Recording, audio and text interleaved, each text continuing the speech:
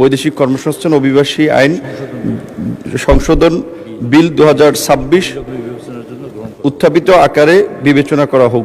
আবার বলুন, অবিলম্বে বিবেচনার জন্য আবার উত্থাপন করুন। আমি মোহাম্মদ জুরুল হক, প্রবাসী কল্যাণ ও বৈদেশিক কর্মসংস্থান মন্ত্রণালয়ের প্রতিমন্ত্রী। বৈদেশিক কর্মসংস্থান ও অভিবাসী আইন 2013 অধিকতর সংশোধন কল্পে আনিত বিলটি মহান জাতীয় বৈদেশিক কর্মসংস্থান ও অভিবাসী সংশোধন বিল 2026 অবিলম্বে উত্থাপিত আকারে বিবেচনা করা হোক।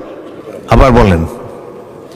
আমি মোহাম্মদ জুরুল হক, প্রবাসী কল্যাণ ও বৈদেশিক কর্মসংস্থান মন্ত্রণালয়ের প্রতিমন্ত্রী।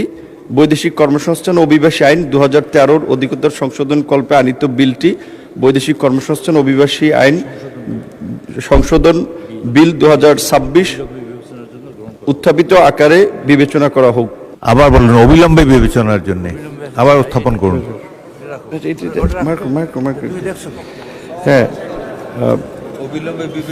আমি মোহাম্মদ জুরুল হক, প্রবাসী কল্যাণ ও বৈদেশিক কর্মসংস্থান মন্ত্রণালয়ের প্রতিমন্ত্রী। বৈদেশিক কর্মসংস্থান ও অভিবাসী আইন 2013 অধিকতর সংশোধন কল্পে আনিত বিলটি বৈদেশিক কর্মসংস্থান অভিবাসী সংশোধন বিল 2026 অবিলম্বে উত্থাপিত আকারে বিবেচনা করা হোক। অবিলম্বে বিবেচনার জন্য গ্রহণ করা হোক।